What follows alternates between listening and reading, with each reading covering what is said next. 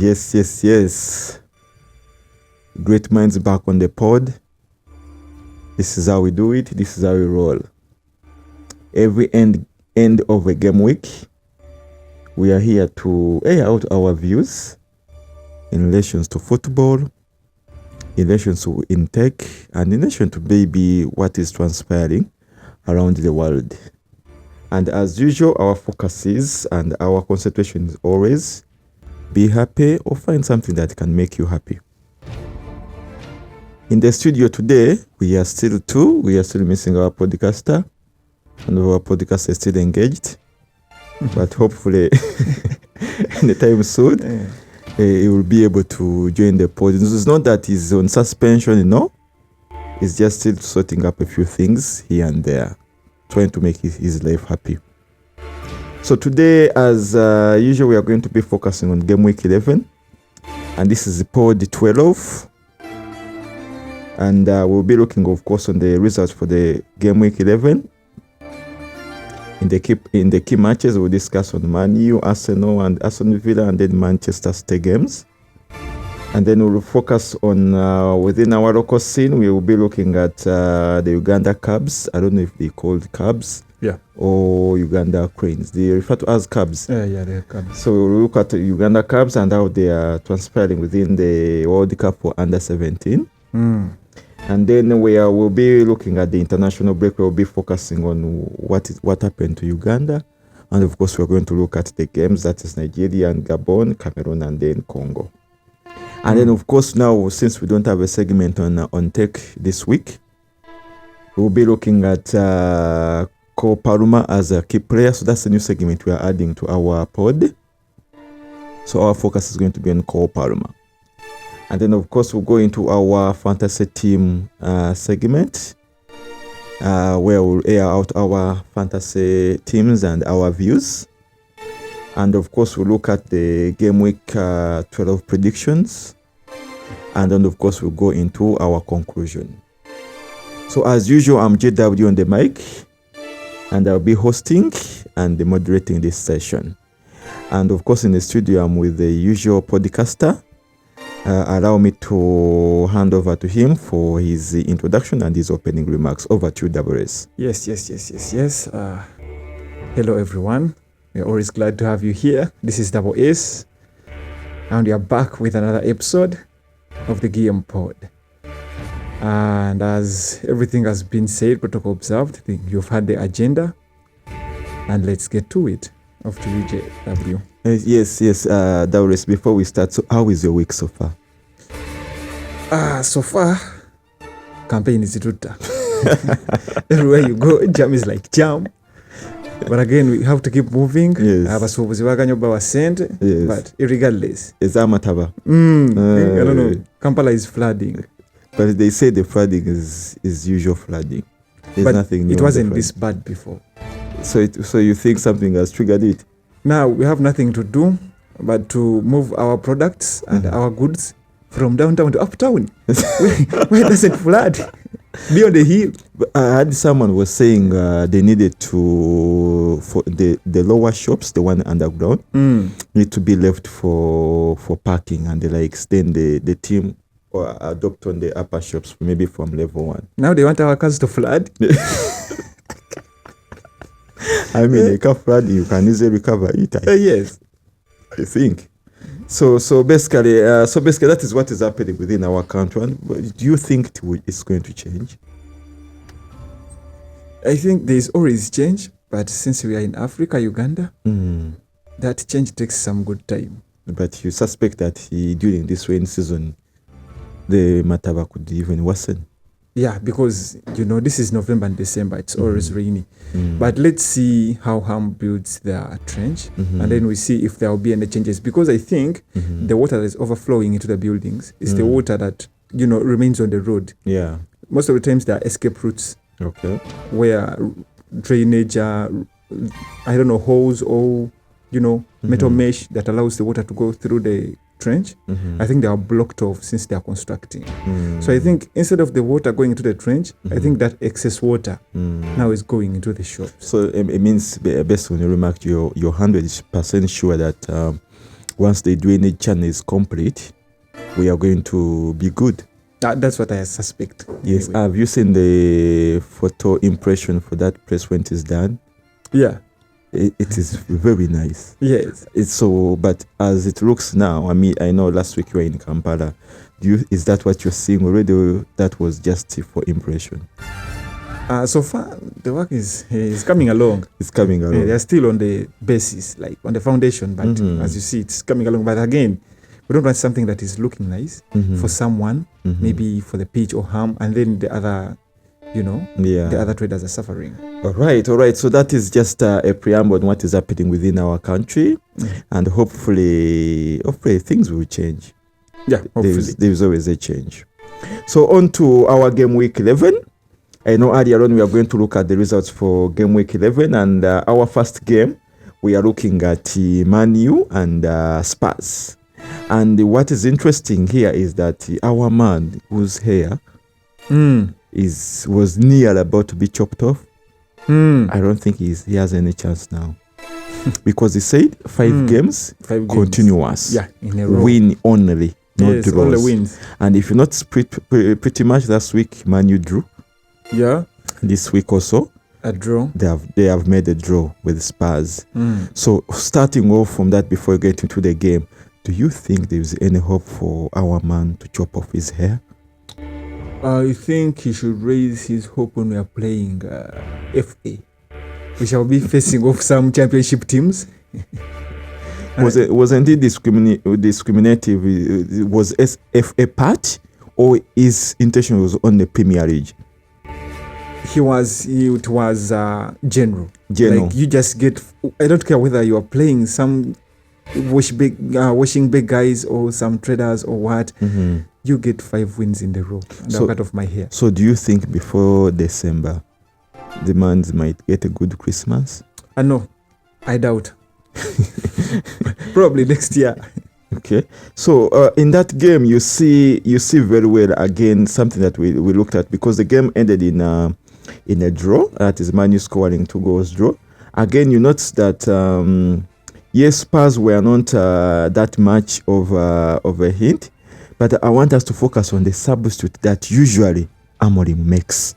Yes. And this is trending. I don't know why he's saying that the substitute that he makes usually he blunders at the point of substitution. I want us to focus on that substitute, because in this game, Mbeumo scored first. Yes, okay, and we'll discuss Mbeumo at a later date. And then you maintain the game. Yeah. Okay. In the 84th minutes, they hammer you. Mbeumo scores in the 32nd minute. Yes. Means you maintain the game throughout to near end. In fact, at that moment, I was telling you, take a screenshot. Yes. You might make miracles, because at that moment, you were exactly in the second place. Now, in the 84th minutes, Tero scores. Okay? Yes. And surprisingly, in the 90th minute, Richardson steals someone's goal and then he scores. At that moment, I thought Man U had lost the game. I also thought. Yeah, but surprisingly, you came back in action. But I want us to focus. Why do you make this substitution always? Is it you're supposed to change? Are you trying to balance off players, or it is just for fun? No, I think the coach is always on pressure. I think the mistake he makes when he's buying new players, he tells them, "You are a crucial player in my team. You are going to get as much as play time as there is." Yes. And then you reach here, you have a lot of players, and then you have to rotate them. You have to do the rotation, and then you put a player that you promised a lot of play time on the bench, and then you must feel that pressure as a coach, because the guy is going to go and treat, or maybe tell people, I would have been a better player or a great player if I was getting playtime. But the guy bought me, telling me he's going to give me playtime, and now look, I'm on the bench. So I think he gets pressure and he wants to put them in early, which affects our team, which is not good. But now, I know all these teams usually, Arsenal specifically has a technical team, yes. statisticians actually. Yes. So, and I suspect that Man U also has a similar team. These are not coaches. These are individuals that focus on the statistics of the games. Yes. And trying to do what we call predictive winning and the likes. So all the substitute that Amorim has made, you mean no one is telling him that he needs to change? I don't know what's wrong with him. You know, there's a certain rule. It doesn't only apply to us, the programmers. If something is working, don't touch it. If the team has been holding for about 80 minutes, wait to change. Yes. Unless it's like it's a tactical change or you want to waste some time, make your substitutions accordingly. Don't just put in anyone to play. Yeah, true. You know, we want the win. So you think his mentors or maybe his bosses need to look into his substitution, because it seems like something they don't care for. So as it stands. And we always play well in the first half. The team is holding, and then in the second half, the moment he makes a substitution, that's when we start blundering. So I want to pose a question and then ask: the games that we are winning previously, were they luck or it was Man U at its peak? I think Man U is a good team, even with the games that we've made draws, that we've drawn. We have been really playing well. Just it came out badly. The same thing would have happened in those matches as well. Yeah. You remember the Brighton game? Yes. We almost got equalized. Yes, and when you are leading 3-0, Amorim almost fainted because of those substitutions that he makes. Yeah. So I think we are a good team. I think he needs to tell the players that not every time that a player has to come on the pitch. According to strategy, the team that you have put out there to start, first let it hold. Up to what? Okay. If he's to make substitution, you want him to make substitution at what moment? Usually Premier League do at 60, in the 60th minute. That's why they do their substitution. They make substitution because there's a certain player in that pitch who is having a bad day. Yeah. And you're like, either we put him off the pitch or we are losing. But for us, we are winning. We are always winning. We are in the winning position. Why are you making the substitution? Exactly. And what you notice is that it makes all the substitutions. He made all 5 of them. Exactly. And that brings us to the next idea, or to the next concern here, is Benjamin Sesko. You get? After him knowing very well that we all have no more substitutions. Exactly. So what happened to him? And then you have to score a goal. Fine. You have not scored. That happens to every striker. Once in a while. Yeah. You don't have to beat yourself up. But it was a clear chance. It was. Yes. And guess what? There was no physical contact with the other player. I don't know where I got the injury from. I think it was shame. He was maybe he was very ashamed. Maybe he got an hamstring injury. From what? I mean, because if he felt shy that he had missed a game and leaving his men turning to, and I think that's when Richardson scored. Yes. After him exiting the pitch. Yes. Now we remain 10. Exactly. We got a red card. Almost we got a red card. Exactly, yes. And I've been looking at the trending as why Benjamin Sesko did something like that. I'm told there was a few years back, Rooney literally got injured in the pitch. But him knowing that they didn't have any substitute left, you can't remain in the at pitch. Least remain there standing. Yes. Walk. You don't have to run. Exactly. Walk. Yeah. He remained in the pitch. If the ball would come to him, would play, in an injured mode or something like that. Control, pass it to the next person. That's enough. We've seen guys that they tie bandage all over the head when they are bleeding here. When the guy is bleeding. And then the man is like, I'm not leaving the pitch. So do you think Benjamin Sesko, China Marara, or he doesn't have the team spirit, or he's not feeling Man U at all? I think team spirit, he was demotivated. I told you, when they are buying these players, they tell them they are going to get a lot of play time. And then he comes here and he gets benched. That demotivates them. But again, back to what we said in our previous episodes. If you can't handle the pressure, go and do something else. Leave football. Yes. So you're trying to say Benjamin Sesko should leave football? Go and grow corn. Do something else. For anything that you want to do and succeed in, you have to be able to take on the pressure and the downsides of that career. Yes. So you come to a team like United. Yes. We have Cunha, we have Zaxi. Yeah. Those are also good players, and you're competing with them. And if you can't handle the pressure of them maybe going into the starting 11 for once in a while, and for you stay on the bench, and for you have to throw a tantrum, please leave. Maybe the man is valuing, because instead of him playing with an injury, the injury might get worse. Maybe the man was valuing his precious life over the club. It was about, was it 5 minutes left? Yeah, it was few minutes left. Because we had just got equalized. Yeah. and we were trying to look for a second goal, Yeah. a winner. Yeah. And for you, we want attacking power. And then for you, a striker, you go off the pitch. And no sooner I had left the pitch than Richardson scored. And then somehow, somewhere, Delight saved us. Yeah. And we got a point. Yeah. But if we got that win, we would have been in the top 5, I think. by now. Yeah, exactly. Because by the beginning of the half, like we said earlier, you were in the second position. Yes. So, in seeing that game, and that some things are changing now. Is before we used to see Captain Fantastic. Yes. But now we are seeing more of Mbeumo. Yeah. And he has scored now these 2 consecutive game weeks. Yes. Mbeumo has scored. And his performance on the pitch is superb. Yeah. So do you think Mbeumo was a right buy? Yeah, I think. So if Captain Fantastic now want to go to Arab to play game, he's free to leave. No, that will be a problem. Because Mbeumo plays on the wing. He's quick and good finishing, but he's not a playmaker. Or maybe not, but the Captain Fantastic is a playmaker. Yeah. Did you see the goal he missed? Captain Fantastic? Yeah, he missed a goal. He missed an open chance. Yes, of course. Goals. Okay, you see, he missed a chance, but he didn't beat himself up. No. He got up and said, let's keep playing. Exactly. That's the chance gone, but then we have more chances to come. You can't, every time that something goes wrong, you can't quit. Yeah.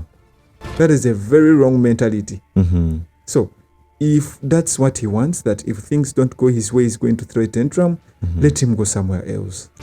So when is the transfer window? It is in January, right? So you think it's high time for him to find a better club than Man U?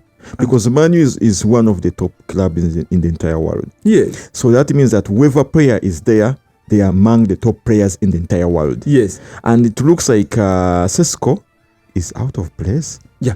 We want players based off skill. The likes of Mbeumo? Yes. Okay. So now a quick one. Maguire wasn't in that game. Yeah. So if Maguire was in that game, do you think he would have scored the latest goal? I think so, yes. He has always been good in air. He got injured. Yes. Which is very unfortunate. But again, delight.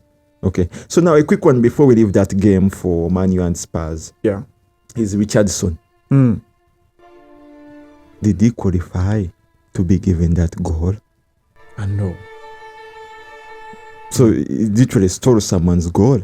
For some reason, I even think he was trying to dodge the ball. He was ducking. And then somewhere the ball, he got a last touch. But when we look at that goal in a slow mode, you notice that the angle at which the goal was taken was either hitting the pole or brushing the pole and goes outside. And goes out, yes. Now, the small deflection that Richardson, whatever the in, but of course by chance. Yeah. Is the one which made the goal go in. Exactly, to go in. So, again, do you think they would have given that goal to the other person, to the other colleague who shot? No. So, if it was an opponent that doing that diversion, what would have happened? If the ball is on target, the goal is still given to the one who took the shot. But if it was off target and it's confirmed the ball was going off target, it is considered an own goal. Okay, now moving forward away from Man U game, focusing on, I think to me, this was one of the best game on Saturday. That is Sunderland and Arsenal, of course, Sunderland being home. And then I'm not seeing a trend in Sunderland. Number one is that Sunderland don't give up. Yes. Number two is that they don't have a playmaker. Yes. Number three, whoever is on the pitch is an underdog. Yes. You lose the ball, get the ball. Chase the ball. You lose the other team have the ball, all of you get into defense. Yes. It's like Sunderland plays in a form. If they don't have the ball, all of them go into the back line. And I believe that's how football should be. Exactly. So now, if you see the performance that Sunderland did, because you notice that first they scored the first goal, than scoring the first one, they started 6 minutes. Yes. Okay. And of course, later on, Saka, your man, finally giving you points after a while. I don't know if you still keep him on the sell list in the 54th minute. Now, what was surprising in this game is that when the game was in a draw mode, Sunderland never lost hope. Yes. They didn't say let's do defensive. Yes. Because I've seen many of the big team playing that tactical. Like once you draw with a big guy, you start being defensive. Sunderland didn't do that. Yeah. They continue to push. Yeah. Now, miraculously, when Trossard scored the second goal in the 74th minute, Sunderland didn't lose hope. Yes. They didn't go into defensive. Yes. They started looking for the ball, trying to score, and again maintaining their play style. Yes. You don't have the ball, defense. You have the ball, you all move. Like at any moment in time, Sunderland is teams keep on moving forward and then backwards. And guess what? Brobe scored the stunner. What a nice goal he scored the stunner. Goal of the week. I don't know what. Whether I don't know if that guy has been playing, but he was really energetic. Yeah. So he scored the gun, and apparently Raya made the funny style. We've seen last time Van Dijk was modeling. Now Raya brought a new style that now all women are saying, like, if you want an iPhone, you go for Raya's style. So what do you take on this game? WS? I think Sunderland is a good team. It's a very good team. And I think what makes them strong is because they play as a whole. They are the true definition of a team. Yes. Because when you see, according to United, that guy getting a weird injury and then moving out of the pitch, it means for you you're playing individually. You don't care about what happens to the rest of the team. You get. But for Sunderland, it's a team. Everyone do your role, and that collective role that everyone does on their own. They do. Yes. You get? It's what sums up to being, and they came with a strategy. They used 5 defenders. Yes. Because they knew they were going against Arsenal. So what does that mean? As Mourinho says, if you can't win it, don't lose it. Yes. And actually Sunderland is actually trying to deploy that same tactic. Yes. If you know whom you are playing is a strong team, go for defensive. Yeah. Go for a defensive and they have indeed succeeded in that. Yes. And you know, the beauty I like about it, like you said, that is Sunderland, they play as a team. As a team. Small as they are, they do play as a team. Yes. They don't have any pro and the likes the way you see these other big teams thinks they are. Yes. It's better to watch those games than watching a high-level profile game among the top 4. You go and watch Liverpool and City game and it's there. It's funny. Exactly. The goals are all funny. Yeah. So you think Sunderland is likely to take a top maybe 6? Could be between the top 6 I believe. by the time the season ends. If they don't make it to Champions League, they can make it to Europa. They even have a chance of making it to Champions League. Yeah. You think? Taking the trophy, that is a bit tricky. Because there is City and Arsenal. I think one of those two is going to take the trophy. So now yes. They could go to Champions League or Europa. That's assured. Or Europa. Aston Villa Bournemouth. A very shocking game for me. I don't know what's happening to Aston Villa. Semenyo, I don't know what is happening. I also don't know what's happening to Aston Villa. What's your take? You have my 2 strong teams. And then for some reason, I don't know what happened. Liverpool hammers you. Everyone is hammering Liverpool, and Liverpool hammers you. Yet you've hammered Man City and Bournemouth.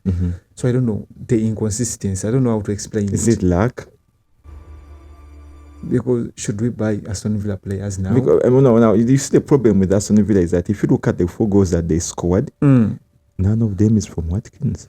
Also, Watkins, I don't know what is happening to him, but he's going to be classified with Salah as all-time flops for this season. Honestly, the man is really off. Yes. He's extremely off. For someone who was a favorite in the previous seasons, what is happening to them? Yeah. I don't know what's happening to them. Maybe, I don't know. Are they also having problems? So anyway, I mean, well, I believe maybe Aston Villa, they are catching up their peak. And they are coming back up. On the game that I didn't want to add on the list was the game of Brentford and Newcastle. Of course, this time Newcastle was hammered, and your man Danny Ban gets a red card. After me selling him, that's why I wanted us to discuss about Danny Ban. Isn't he the one in the studio? Yes. So he gets called up in the build-up. Yeah. So what is happening to Newcastle? I don't know what's happening to Newcastle, by the way. But at least Water made an assist, I think. Yeah. Yes. But Newcastle is playing very badly this season. All right. So, Double Ace, I know this is burning, and I know it is something that we even discussed deeply last time. It's the game between, and well, to me, I don't see it as a big team. I mean, as a big game. But, well, it's classified as a big game. That is Man City and Liverpool. And you notice very well, Pep was making his 1,000th game. Yeah. And it was said for his 1,000 games, there's no better opponent than Liverpool. That is before the game began. Okay? And surprisingly, it comes on the game. And then it dominates the entire game. Yeah. Dominates the entire game as though he's playing with what? KCCA or Vipers? I thought one of them would win, but not scoring more than 2 goals. Exactly. And that game we are not seeing one is Haaland missing a penalty. I want us to start from that one. Haaland missed a penalty. Let's start from the penalty itself. Do you believe that VAR is doing its work? Because the on-field referee hadn't seen anything. Yeah. In fact, the play was continuing as normal. The contact was very small, very minimal. Was there a contact? It was there, but it was small, and VAR people are the one who saw it. So I mean, I just want you to imagine this, because the goalkeeper was already down. So don't you feel like chances? Because he didn't come to do a tackle. He came to take the ball. Yeah. So the process of the goalkeeper being down nearly the end, even when he was sliding. They say it's a penalty. To me, I don't see that tackle that can make someone to follow down how energetic and gigantic Duku is, even with his shortness. I don't think it would have made him fall, but again, I think for them, they are following the rules. It says as long as there is contact, so award the penalty. So the contact is not magnified. Yeah. Whether it's huge, whether the guy is a contact, off his leg, as long as there is contact. There's a contact. Award so the penalty. You believe that even after reviewing the instance, you still believe that was a penalty? I think was a light, given the magnitude of the game. Yeah, it was a very light penalty, and it was at the beginning of the game. Yes. At the beginning of the game. Yes. So at least if it was like in the 70th minute, around there. Or maybe after the first half, but in the 12th minute. And you believe so you think the team was doing it for the coach? I don't know. I think for them, they followed the rules, because they are referees. They have rules they follow. Okay. So surprisingly, in that game, Haaland misses a penalty. Yeah. Is this actually reducing, or it wasn't just his day? No, I think it just wasn't his day. And a few minutes later, in the 29th minutes, he scores a superb header. Yes. Which saved us, because we are going to get some negatives. Sure, negatives. Earlier on, actually, I hadn't noticed that I saw the figures hadn't yet changed. So, but what is interesting in that game is Jeremy Doku. Yeah. What's your take on Doku? Has he picked up his momentum, because he dominated Detroit the entire game? After Thierry Henry roasting him. Yeah, exactly. So, do you think he has now? Because Thierry Henry, according to his word, he says that the man doesn't know his limit. He doesn't know that the way he play, he can even play way better than that. Okay, so does it mean that he's catching up now? He knows now what he's supposed to do, and that's why he really shined. Or it was just luck for him? I think Thierry Henry's words gave him some confidence. Gave him confidence, because as you saw in that game, he was always taking on Conor Bradley. Yeah. As long as he got the ball, he was like, come at me, let's go. Let's go. And before, he would do those things and then maybe break and go back, and then, he does a lot, but without going anywhere. Be there and dodge, and then go back. Yeah. But this time around, we saw him going into the box, using his body, his power, his pace to go into the box. Yes. So I think he got more confidence after hearing what Thierry Henry had to talk about him. So now, do you think, like in the preceding games, is going to be something that we need to look out for. I think we need to monitor him for the next 2 games and 3, because it might have just been his day. You know, Conor Bradley's kind of still young, and he's not very experienced. So maybe the defender was just weaker than him. But in our previous game week, was it GreatMinds, right? Yeah, GreatMinds. Yeah, you said in your words that since now GreatMinds is back, Liverpool is going to do something. And when you see in that game again, you would see him trying to do something. Yes. You get. So does this mean that whether he's back or not back, Liverpool are flopping? And now that brings me to my second question. Is that the rise and the fall of Mo Salah? The once a great wonder, the pillar of Liverpool, the untouchable, the one who scores even when you don't expect him to score. You think this is it for him? I think so. I think if he also doesn't get a new play style.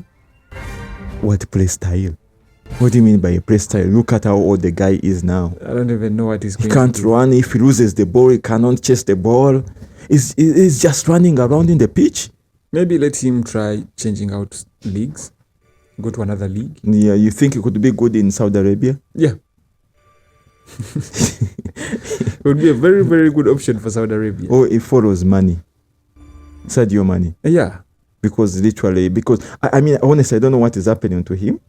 Because I was looking at somewhere whereby they are saying he chose royalty over football to remain in Liverpool. Yes. And so it was going to get more money, but decided to stay in Liverpool. But the question is, Liverpool doesn't want him anymore. And Liverpool, I don't know why they're not telling him that, yes, we wanted you before, but now you were flop to us. Yeah. Because you saw what happened to De Bruyne. Yes. De Bruyne decided to leave Man U, not him, but the club was like, you know what? I think you've done your part here. You've reached your age whereby you're becoming a problem to us. Yes. We need people who are younger with fresh feet. Exactly. Now, don't you think that Salah needs to copy? And I mean, why is he still in Liverpool anyway? I think he needs to go to a less competitive league. Probably like in Portugal or Saudi Arabia, you know. Yeah. So and now when you look at Van Dijk in that same game, I don't know what happened. I thought he would mark Haaland. That is what you've always been saying. The way you usually refer to Gabriel and Haaland in Arsenal. So then, as it turned out, their biggest problem wasn't Haaland. Yeah. It was Doku. Yes. And it really became a problem for them. So and guess what? That is Salah's wing. You have to come back and support the wing back. Yeah. Which Salah doesn't do. Exactly. Guess what? That's Conor Bradley was in it by himself. Exactly. So you really put the entire game on Salah. Because that's what we were saying about do you think it's time for him to get benched now? I have a feeling he doesn't have that momentum anymore. That he needs to play. You know the way De Bruyne used to be playing. That he'd come in the 70th minute there and then try to... And you would feel the impact. Exactly. So do you think they need to do the same thing to our fall? Or maybe it would boost him up? I think he needs to change the league for now. You no longer want him in the... In Premier League. Yeah, if things refuse here, go and look somewhere else. Okay. So I know we'll get back to the internationals, to the EPL at a later date. For now, I wanted us to jump into the local scene. And you know very well we don't have much so far on the local scene, I mean, based on our podcast style. But at least we have Uganda Cubs happening. Yes. So number one is that they drew against Chile. And then, of course, they went ahead and to win. We hammered France. Something that is, I don't know, to me, it's a miracle. We hammered France. Yeah, so they went ahead and then to hammer France, and that is a 1-0. I don't know, Dawales, if you watched the game. Before I proceed, did you see anything interesting in those boys? I know, I watched the highlights, but all I can say is we have a really good team. So the football for Uganda has a brighter future. Yeah, as you saw. the game that we lost against Canada, Yeah. it was funny. Yeah. The penalty, Yeah. we always get concede funny goals. Yeah. But in these two games, Mm-hmm. the Chile one, that Mhm. one we got scored first. Mm-hmm. And then somewhere, Mm-hmm. we equalized. Yeah. So we got to 1 point. And by then, Mm-hmm. I was starting to lose hope. Yeah. Because the people that were on top of our league, Mhm. they both had 4 points. Yeah. And both of us had 1 point each. I say And status we were whereby facing against France. yeah, and I say status whereby you are saying this is the time to bring out our calculators. So it was one of your posts earlier on. I was watching. So that is how bad you were at that moment. Yeah, I had lost hope. Yeah. But then when we won the France game, I knew the boys have done it. Yeah. And now So- we are at the knockout stage. Yes, and that is the round of 32. And surprisingly, you're playing Senegal. I don't know why that always happens. That happened in the AFCON. Yeah. Yes. Actually, by the talk about it in even in the Chan. Remember, even in the Chan. Yeah. Again, we were playing against Senegal. Against Senegal. Now, again, the other side, also we are playing Senegal. So we are over encountering Senegal. So what is happening? Is it biased? I don't know. Or maybe it's intended? Hey. Because this is too much of a coincidence. So, but to talk about Senegal, they drew with Croatia. Yeah. Okay. And then they won against Costa Rica. Yeah. Okay. They hammered UAE. UAE. 5-0. Did they score any goal in that game? No. Nil. Now, what we are seeing, they are going to play against what? Us. Against Uganda. Against our Cubs. Do we have any chance? I don't know. I didn't expect us to win against France, but we did. So I think our boys are way more capable to take on any team in that World Cup. I believe so. Is it because our FIFA president is there And no, and is boosting up the team? absolutely. Though for the Cubs, the coach is black. Or for the Cubs, the coach is black. So you think that could be the reason? The coach is And Ugandan. the other thing, surprisingly, I've been seeing Ugandan supporters filling up the stadium, even yes. there, Yes. and seriously supporting. I think. I don't know if you've noticed. Is there a ranking for countries with the most vibe? I think we should be number 1. They are cheering seriously. By Yes. the way, you can imagine they moved from wherever they were to actually come and watch the guys And do play yes. football. Under 17. So you can imagine, home or not home, we are still Ugandans. As long as I know there's a Ugandan there, Yes, I am going to go and support. exactly. And I think our kudos to the Ugandans. I mean, that spirit is really pretty interesting. Yes. I mean, if you compare us with the other countries, that's not how we are. Yes. We are the center of vibe. We were there with our flags. Yes. People dancing as Yes. usual. And saying all what they are supposed to say as though they were locally home here. Yes. So I mean, you really see the potential. Now that brings me to our next discussion on the international plays. I just want you to imagine if Ugandans had maintained not to concede those 2 funny penalties. Just imagine if that had happened now, that will be now on the international plays at one moment or at one moment here and there. So do you think where would we be now? Like how lucky, how happy would we really be now? I think for me, I always believe Uganda, we have very, very good potential. Because yes, according to what I see, the games that we've played so far, I think we are capable to take this thing. What we need is to believe in ourselves and then go out there and show what we can do. Yeah. So now, when you look at the teams that are playing, I'll start with Nigeria and Nigeria playing with Gabon, and then of course I'm looking at Cameroon and playing with Congo. Given the fact that Cameroon has Mbeumo, also has our number 1 goalkeeper in the world, Onana. I mean, that is to us. And then of course Congo is those are the ones with Wissa. Yeah. So if Uganda was anywhere in Is those it teams, also over Wan-Bissaka? I think also Wan-Bissaka. did he shift? Yeah. He did. So if Uganda was anywhere in those teams, one of those teams, what would be our chance to go through? The playoffs Because are very per scary. your comments earlier, you were saying out of the 4, only 1 goes. Yes. No, only 1 goes to interface with the other fellows, right? Yes.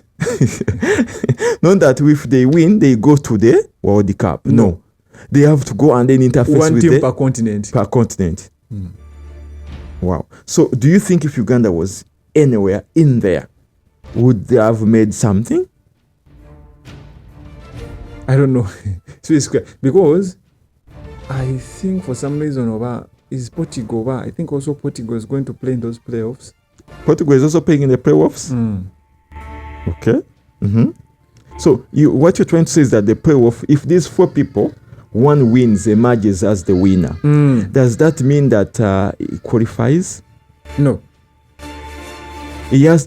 You go now and So in other words, across the entire world, all the playoffs, only one person goes through. Yes. So there's only one spot. Yeah, because there is only one country that I think it has always been, let me say, unfair to them. Australia. Why would you make Australia play playoffs? It is a country and a continent. In fact, they should always just, go through automatically. Yeah. They should always just go through. Why do they have to play playoffs? I think they feel like it's unfair because others struggled to get there, and for you just getting a free pass. Like each year, you're getting a free pass. But I think that's how it should be. Okay. Because each continent should be represented as long as they have people staying there. So, Chan is around the corner. Yeah. We've not yet put it, AFCON. We've not yet put it within our schedule on the time. But given the fact that I know I've seen a few people being called upon, I saw our winger, I've forgotten his name. He usually has some funny dreads. The small guy plays in the wing. Okello. Not Okello. There's another colleague of ours. From our local league? No. He plays international. Mato. No, he plays in the wing on the big team. I saw, I'm told he got injured. So they're now trying to look for a few representatives here and there, but they're looking for a replacement. A replacement or something like that. So we don't know how his injury is, but anyway, we'll put that in our segment later at a later date. So for starters, I want us to discuss about the key player, and I wanted us to look at concentrate on Cole Palmer. This man is just 23 years of age. Yeah, and when he was in Man City, it was nearly a flop. It wasn't like he was a flop. I mean, that is enough play time. That is what the coach would. You've seen a few highlights about him losing obvious chances. He came to Chelsea, he became something. Now it has reached to a point that he has nearly won everything. Yeah, and your hero Bukayo Saka, nothing. Maybe apart from FA. Well, yes. What else does Bukayo Saka has? Community Shield. Cole Palmer has all the trophies. Apart from maybe World Cup, but he has most of the trophies. I mean, if you compare him with the. Does he have Champions League? Yes. Then he doesn't have the National League. He has. Exactly. So I know they are saying he's about to come back soon, but so far he has appeared on the Ballon d'Or list among the top 10. That was obvious. That is not easy. You saw what he did to Donnarumma. Yeah. And I don't know when Chelsea is playing with Liverpool, with Man City again, so that he shows him again that is not the goalkeeper that he think he is. He made everything looks like what? Like so easy for him. So far the rating of Cole Palmer, you think we are overrating the man? No. I think he's a very talented player. And I saw Joe Pedro being asked of his fellow players that, they tell you, they mention the player, then you mention the tactic or how the person think. Yeah. And when it came to Palmer, he said the brain. Yes. Other players were saying skill, tactical. For Reece James, he says leader. But for Cole Palmer, he says brain. So, and it goes back to our justification earlier, which we are saying that Palmer is not just a normal player. Yeah. He's not a playbook player. He's actually a talented player. Yes. That his football is in the brain. Yes. It goes back to the likes of the Only Theories, the Messis and the likes. He goes back, he falls within the same league. Like you put him in your funny playbook, he will meander. Yeah. Let him use his brain to play, you will see his full potential. And Joe Pedro already among the team is already saying that Palma is talented and the like. So what do you think? Is he underrated? Is he hyped? Is it because it's his time to shine? Is it because he's playing with Chelsea?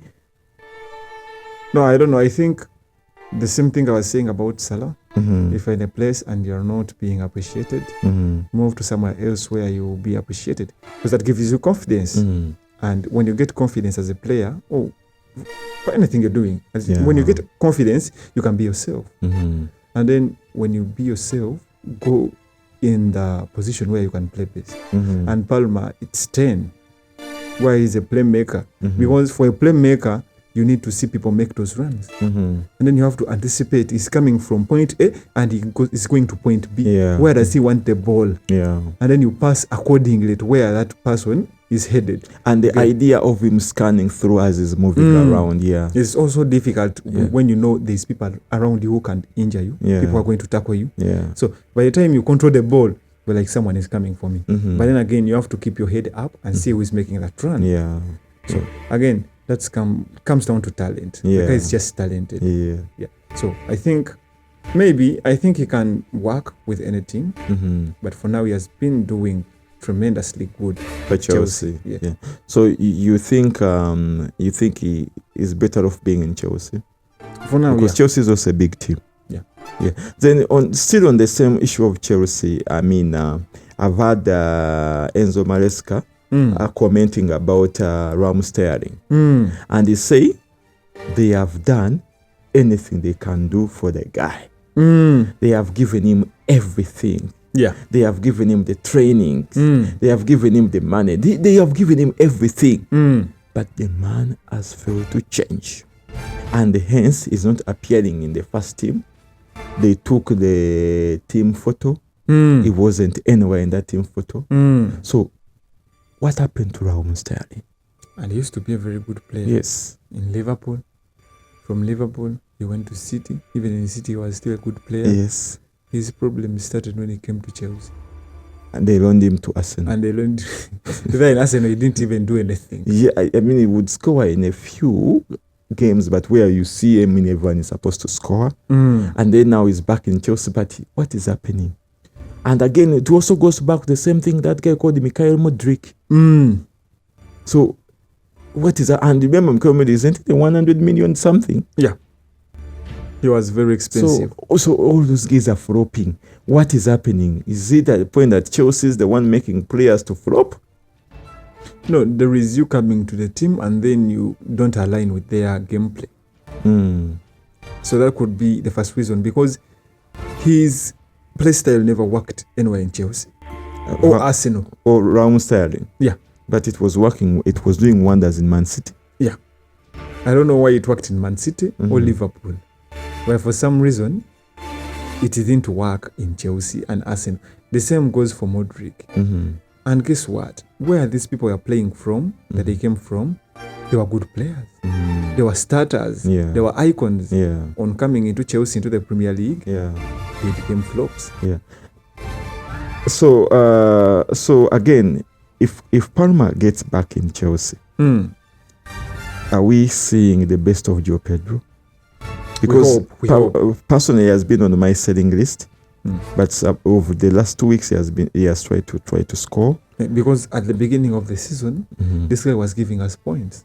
Palma was around. And then when Palma got injured, the groin injury, the guy also started meandering. Blanking. So you believe that when Palma gets back, that is 22nd this month, it's worth a keep. Because we need to see what Joao Pedro can do. Because they are playing against Wolves. Everyone's scoring a lot of goals. He only scored one. Those points are not enough. We want at least two. With an assist. You get. Then again, I want to take you back from where we began from. That is in the Sunderland and the Arsenal game. In that game, there was Xhaka. Previously, was from Arsenal. And Xhaka, the way he was playing, it's as though when he was in Arsenal, bamusindisa luku, the way the Baganda says, he was praying with beef. He was praying to make sure that Arsenal gets stinged. But even before Arsenal, the guy has been like that. And he's the captain. Is the prayer style, yes. And as for the captain, you have to be exemplary. Yeah. You have to give other people motivation. You give them drive. No matter how bad things are looking, for you have to stay on top of everything. You have to keep your head high because there are people looking after you. There are people looking at what you're doing. Yeah. And then if you become demotivated, they're also going to lose morale. So for you have to keep your head high. So I think that's what he does. So it's not that he was playing with beef. Because I'm certain if Zaka scored in that game, he would celebrate like almost kicking a flag. I'm also in support for him. I'm on his side because I keep telling you, whoever is giving you the money is your boss. Yeah. So your previous boss is history. Move on. Hey. Not say, now I need to make these people, yeah. Your current boss put you in that pitch so that you can perform and get them the win. You talk about that is that Haaland scored against Dortmund and didn't celebrate. We've seen players that score against their team and they run crazy. It's as though when those people were in those teams were literally mistreated, mishandled, etc. There is a funny thing. There's a guy who got loaned. I don't remember the team, but the team that loaned him was on the verge of relegation and they needed that win. I've seen it somewhere he scored. And then he ran and celebrated. And the guys wanted to beat him. I was like, why? Yeah. You loaned the guy because he wasn't useful to you. Yes. And he's been useful to the other team. Yeah. So I don't know what happened after. Did they bring him back or they let the other team to I think obviously they released him. Yeah, to go to the other team. You have no spot here. Yeah. So basically I think that's what we have with the core. And do you believe that if Parma maintain on the same trend, is likely to be a Ballon d'Or candidate than the so far, because it's Dembele with it? In a few years? Yes. Yeah. Actually, other than Dembele, I think Palmer would have been my next option. And I think I said this. How about Haaland? No. Ballon d'Or is given based off achievement and what you have given to the team. Not just your importance, not just you scoring. Because you might score, but then you're hammering 9 and then you score an hat-trick. You think your 3 goals are of any more use. But this is a guy who scores when you're losing. Yeah. Against City, against Man U, they were losing. Yeah. And somehow, Palmer saved the game. You see when he gets put on the pitch from the bench. Everything changes. Yes. Yeah. So we want that importance. So what are you giving to the team? So you believe that what is that Barcelona guy? There's a Barcelona guy who was second in the Ballon d'Or. It was the second. Lamine Yamal. So if you try to rate Palmer to Lamine Yamal, I know the age difference is not the same, but what do you think? You think Palmer is ahead, above? I think they are both really good players, but I would go with Palmer. Why? Palmer has the potential to hold the team together. 100%. Which Lamine Yamal can do. His skill is individual. Yeah. Him as him is good, but it has no effect on the other players. On the other players, yes. And I think that kills the entire team now, because you cannot be singled out and you literally nearly selfish. Those are the things that Duke was doing before. He gets the ball hand and makes one, and the man is still dodging around himself or something like that. But when you look at this game week that we were discussing earlier, you see a change in that. So is there any other thing that you feel like you need to discuss on Palma? Because I see the time on our end and it's really not doing well on our side. I really have before we head into our next segment. I just hope he comes back this time when he's fully healed. Fully healed. Because when I bring him back, I don't want that same stuff we've been. The guy came back for was it 1 game week? You will even say how, because he was benched off. And then he went, and then they're the injury is back, the groin injury. Yeah. I want you to bring him back in my team when I'm assured that he's going to stay. So you're a conditional fan? No. You don't want someone to play in your points? This is business. This All is right. business. So moving away from our key player, I wanted us to concentrate on our teams, and of course I will begin with my team. And now there's a lot of controversy that is happening of course after the international break. I'm confused with the goalkeeper. First and foremost, Pickford is playing against Man U, and also the Bravaka is playing against Chelsea. Yeah. I'm out of choice. I have nothing to do. I will just pick any goalkeeper. I will go in there because Man U likely to score. Yeah. Chelsea likely to score. Yeah. I'll pray for even Palma will be back to even B. But so I'm still not decisive on who to choose in the goalkeeper because I have those two goalkeepers and each of them is a problem for me. Then when I come to my defense, I'm maintaining Senesi, though you see how West Ham is also changing its play. We didn't discuss about West Ham game, but West Ham is literally becoming back. By the way, Nuno has a way he, brings teams that are on the verge of, I don't know, going into relegation. So you think Nottingham Forest guy was alive? But then after the team is doing well, somehow, he starts losing it. I don't know how. Or maybe he gets sacked. How about the players having an excitement for the first time coach? I don't even know because he did this with Wolves. Wolves started doing really well, but for Wolves he just left for a better job at Spurs. Yeah. But he did the same thing with Nottingham Forest, from nobodies to people who are on the verge of going into Champions League. I know. And they went into Europa. Now that you've talked about that, we are going to add this before our conclusion. We are going to add a small segment about the coaches. We are going to look at Ancelotti specifically and the likes. So on to my within my defense, I'm still maintaining Rodon. Yeah. I mean, I literally have no choice. And then of course I'm maintaining my man Mukwele. That one is coming back in my team. Remember in the previous game I benched him. Yeah. So and then of course regardless of the 2 goals, the guy still got 4 points. Exactly, and that was a shock for me, and making me think that I'm not going to take him. Whether he's playing with who, is going to keep that position. That's the consistency we want. Exactly.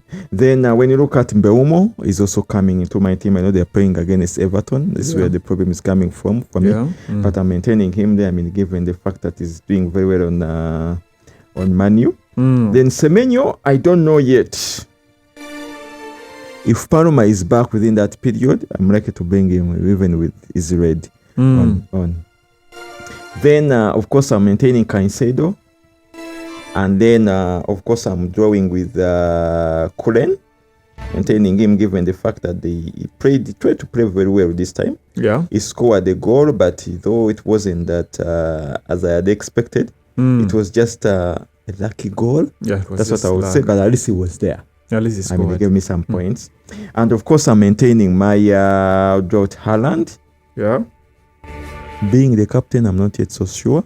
But as it stands, he's still the captain. And then, of course, I'm looking at Joe Pedro. Yeah. And, of course, I'm bringing back Thiago. I benched Thiago and the man scored 2 goals. Yeah. Of course, with the penalty. But I'm bringing Thiago since they're playing against Brighton. To me, it could be a fair game. So the few people that I have on my bench, I have, of course, right now I still have the Bravaka on my bench. And then I have Palma. I brought him back, irrespective of, by the way, for our viewers, for finally I've accepted to part ways with Salah. I've accepted. Whether he scores or doesn't score, I've accepted to part ways with Salah. That's why I eventually brought in Palma, even him being injured. Yeah. So I'm tired of being flopped around. So, and then of course I have a Steve. So literally that's how my team is, and I believe it's still a strong team. I still have my 2 transfers. If I feel like I need to bring in a few, maybe a goalkeeper or somewhere, I will bring them in. So over to you, WS, for your team. Yeah, this previous game week I got a bit unlucky. I sold Ban for Guehi. Yeah. Yes. And they were playing against Brighton. Yeah. And they made a clean sheet with the guy getting an injury. I don't know, but during warm-up, he never played. Guehi. And they gave me 0. But And now, on looking here, he has a knock, and it says he has a knock, and he has a 75% chance of playing. So a quick question. Did they put him for you? Did they give you the marks for those guys? And he tried to play within the game? Instead of putting for me Mukile, they put for me a Steve who had 1. Steve had 3. No. Was it Pedro Polo? There's some guy they put in for me, and the guy had 1. Because I seen the IA, Cunha. They put this Pedro Polo with the 2. Yet you have Mokile with the 4 on the bench. You get. Yeah, so the mathematics, we fail to really understand that conclusion. At one moment, you said the one who is cheaper.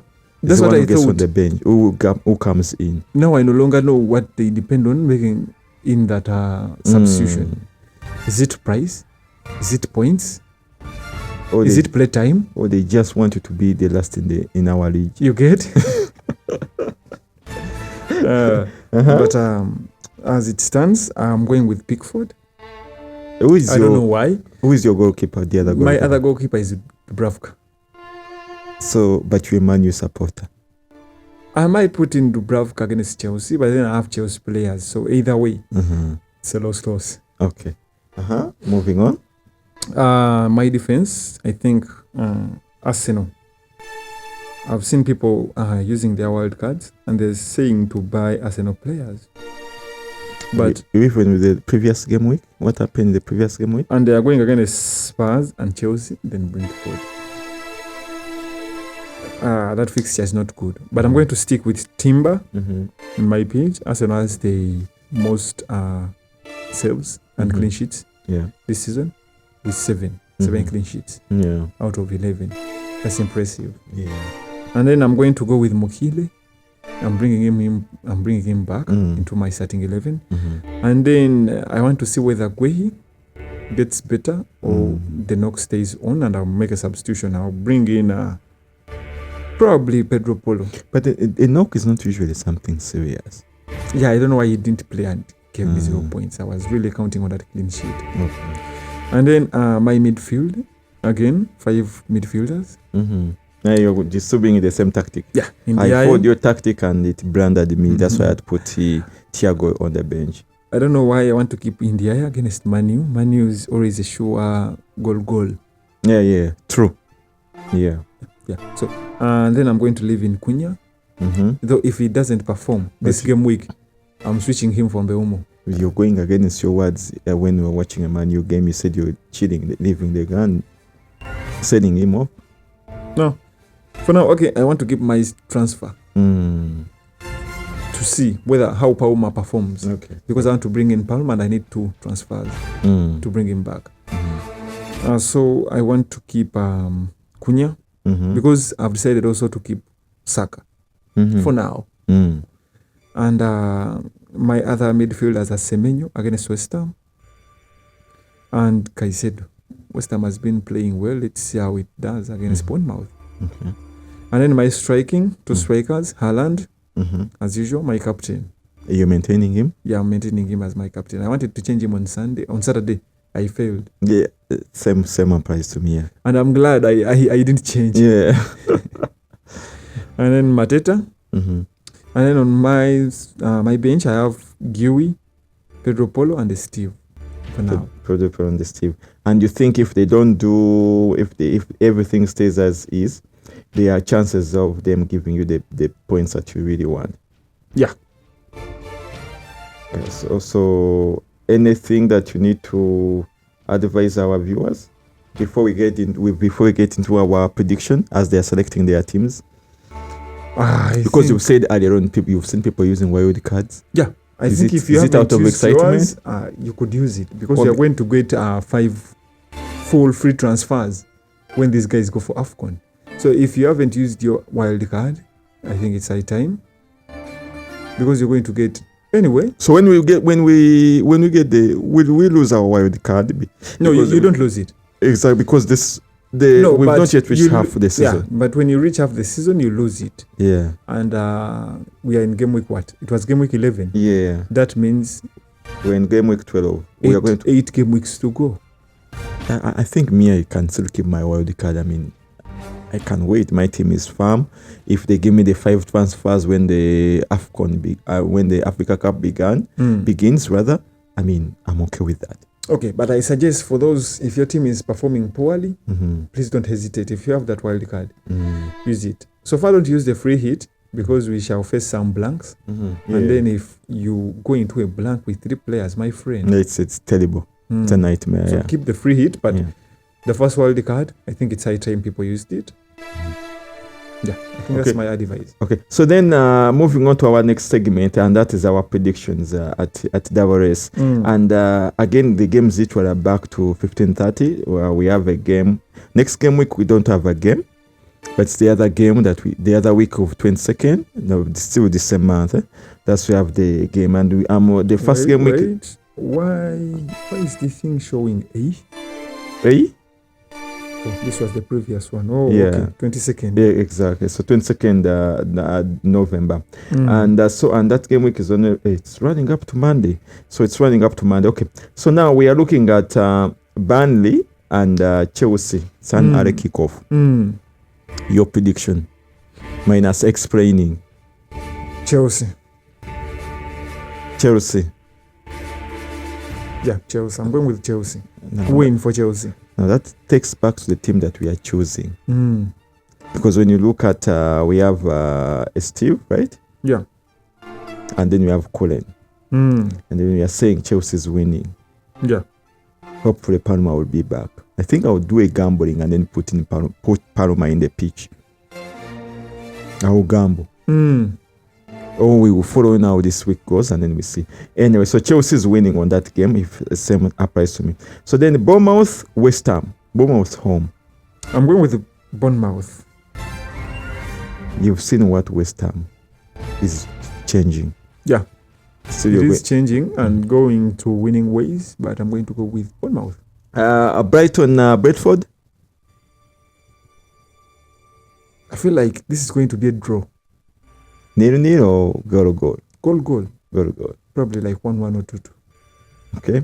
Then Fulham, Sunderland. Of course, Sunderland. Sunderland is away. Because even Everton hammered Fulham 2-0. But Sunderland is away. Yeah. Then the losers. Liverpool and Nottingham Forest. Nottingham Forest is both worse. Of them. Nottingham Forest is coming back on scene. Is coming back. Okay, yes. So again, it's Liverpool. I'm going to have to give it to Liverpool. Why? I don't know. I feel like they lost against City, but City is strong. But so you think Nottingham Forest have what is it? Gibbs White. And you've seen his performance. They're still losing to Liverpool. Right. So I think personally I also go for Liverpool. Then Wolves, by FI Liverpool is home in that game. So chances are it's like to win. It might win at Anfield. Yeah. So then Wolves and Crystal Palace was winning. Yeah. Then Newcastle, Man City. Man City. That's all. Man City. Because even Newcastle got hammered by was it Aston Villa? It got hammered by Brentford. No, either Brighton or something around there. Was it Brentford? Newcastle with the Burn getting a red card. That's the what? That's the game week. Yeah, Burn got a red card, but they lost to Brentford. Newcastle lost Brentford, and Burn and whatever got a red card.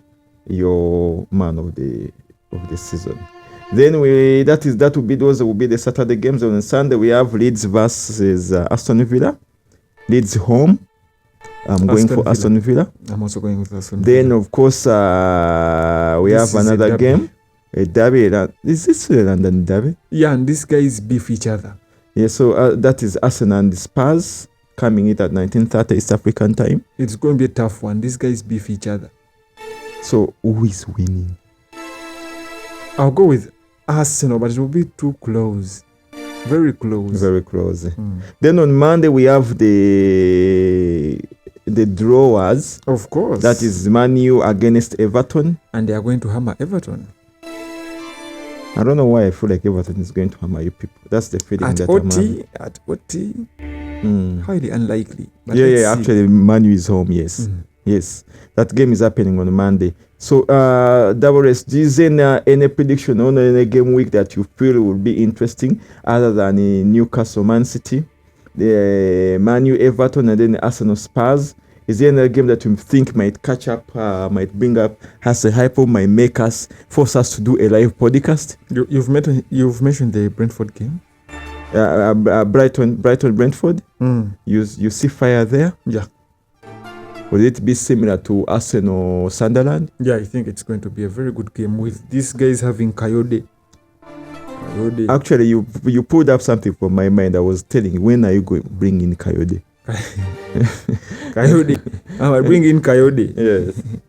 So anyway, so colleagues, so I think that's what we had for our teams. I wanted us to touch briefly at the double race. I think in a span of 3 to 4 minutes, or maybe 2 minutes, to the tops.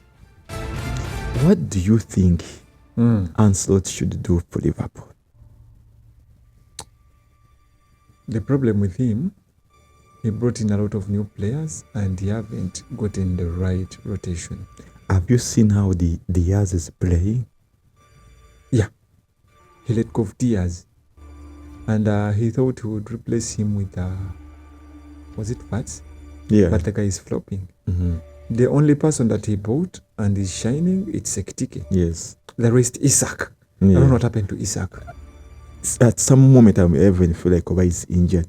And I mean, the man was playing in the same league. So what happened? So what should he do exactly? Should he buy more players? No. Because if he wants to buy, he should first sell. Oh, yeah, the sustainability rule. Yeah. Because other than that, I really thought Ekitike and Isak's rotation was a really, really good rotation. But for some reason, when Ekitike is on the pitch, there's some results. And when it's Isak, I don't know what happens. Yeah. It's as if the guy is invisible, as if the guy is not on the pitch. And then I don't know what's happening to Salah. The goals he's scoring are lucky goals. Yeah.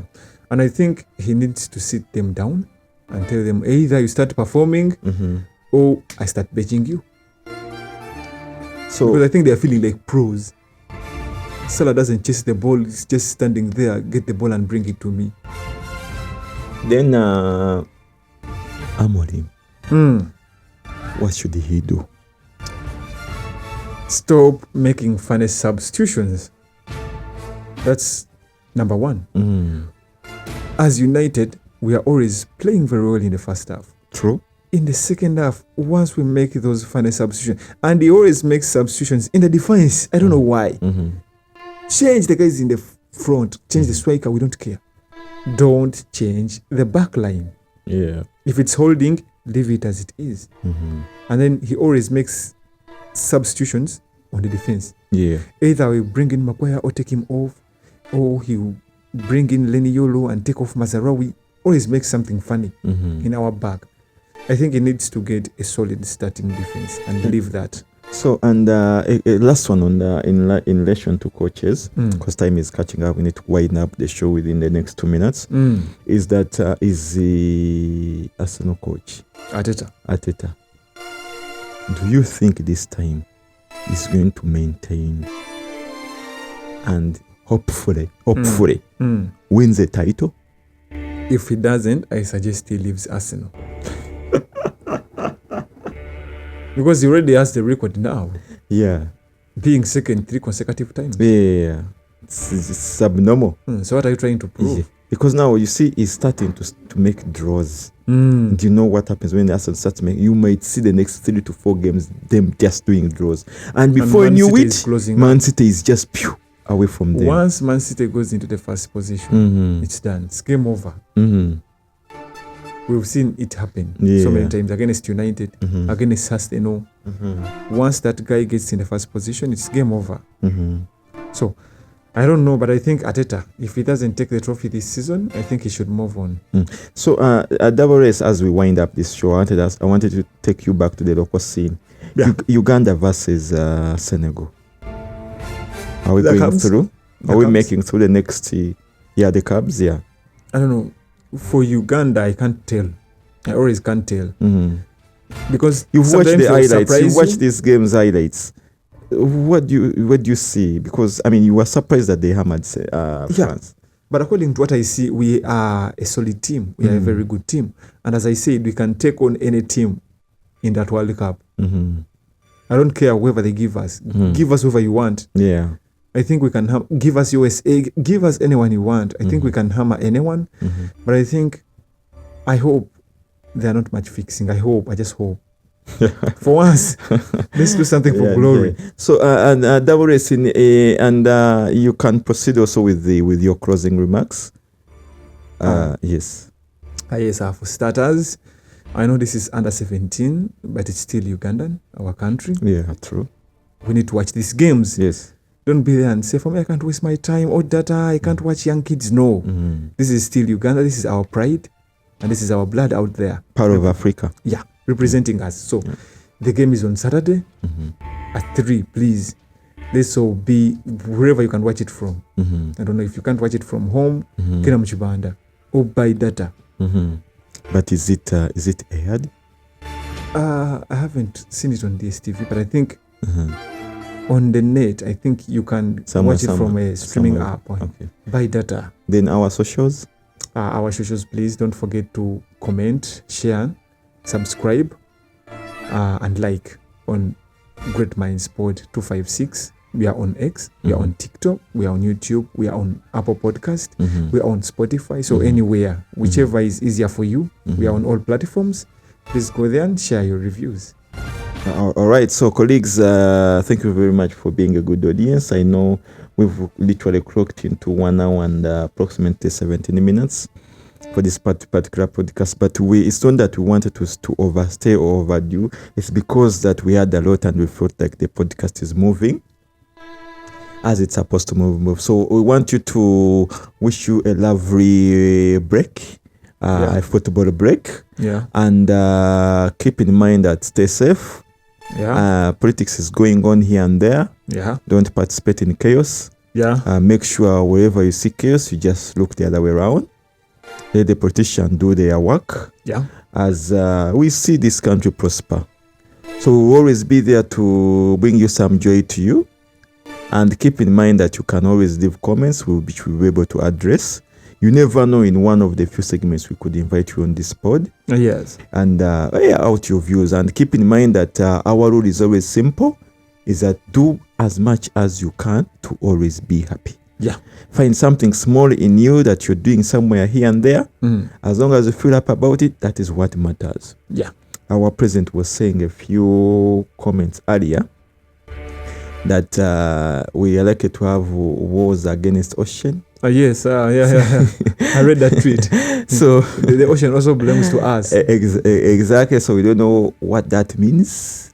Because I think he wants a Navy SEAL team. Exactly. I mean, we are Uganda. We are supposed to be on top. And keep in mind, if we are Muga, make Uganda great again. Yes. Chill out. See you next week. Peace out. Peace out.